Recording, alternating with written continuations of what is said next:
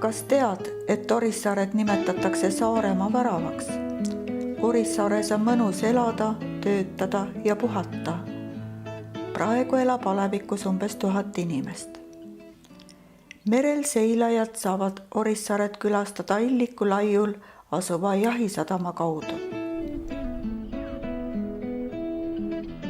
Ainult Orissaare võib uhkustada kogu maailmas ainulaadse jalgpallistaadioniga, mille keskel kõrgub tammepuu. Algselt oli tamme kõrval väike spordiplats. Peale laiendamist jäi tamm uue staadioni keskele. Saaremaa sõjavaramuuseum on arenev külastuskeskus, kus läbi ekspositsiooni tutvustatakse 20. sajandi sõdade ajalugu Saaremaal. Muuseumi eesmärgiks on ainulaadse ekspositsiooni rajamine, samuti temaatiliste matkade, välilaagrite ja restaureerimiskoolituste korraldamine.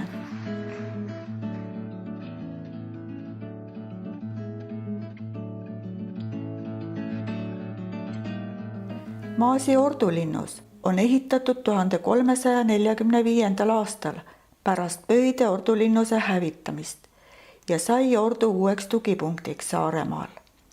Linnust peeti karistuslinnuseks saarlastele, sellest ka saksakeelne nimi Sonneburg, trahvi ehk karistuslinnus. Maasi linn on varemetes alates aastast 1576, mil Taani kuningas Frederik II andis käsu see õhku lasta.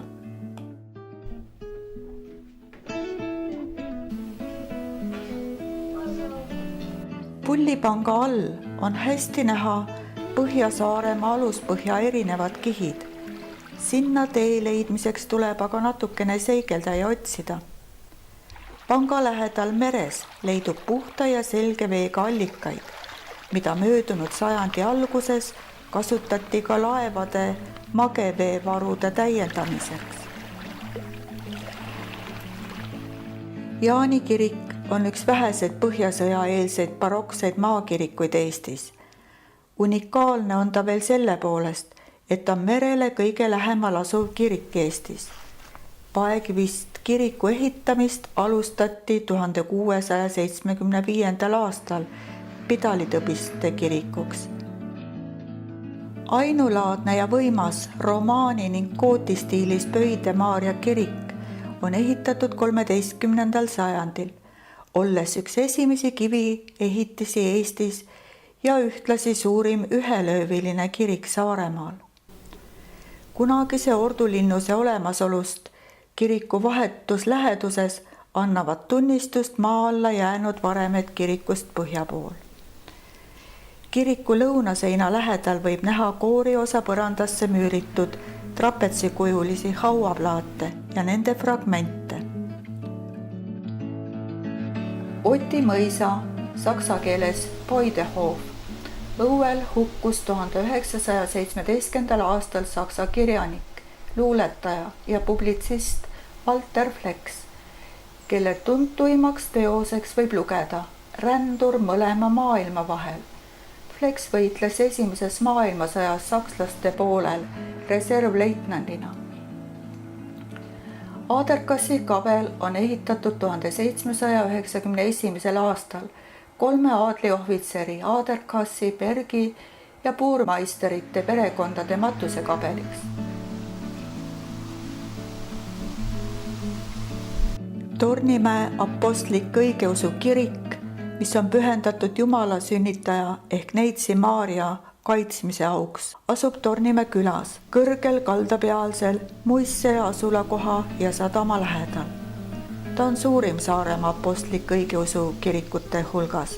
Kõrgvere avakivi on Saaremaa suurimaks rahnuks, mille kõrguseks on 4,3 meetrit ja ümbermõõduks 26,5 meetrit. Valjala kirikut peetakse vanimaks Eesti aladele ehitatud kivikirikuks. Valjala kiriku ehitusega alustati 1227. aastal. Kiriku vanim osa on kooriruum.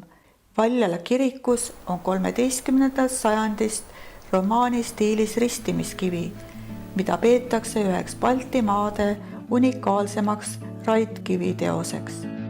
Hoolimata sellest, et 1227. aastal ei suutnud orduväed Valjala maalinna vallutada, tuli saarlastel siiski vastu võtta ristiusk. Praegusel ajal peetakse maalinnas jaanilaupäeva.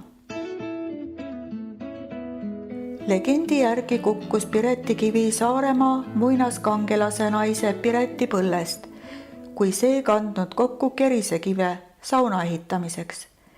Kivi kukkunud kandja varvastele, tekitanud palju valu, Piret nutnud ning nutnud ja tema pisaratest tekkinud ümber kivi naiste soo.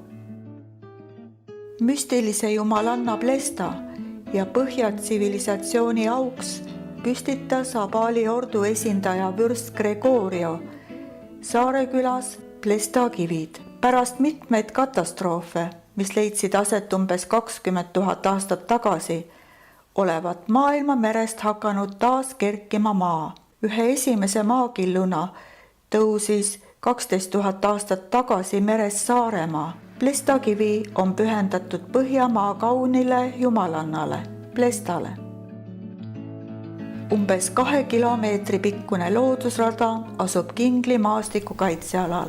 Raja keskel asub vana liivakarjäär, kuhu on rajatud ka piknikuplats. Rajal on 15 infotahvlit, mis tutvustavad kohalikule loodusele iseloomulikke taimi, puid ja põõsaid.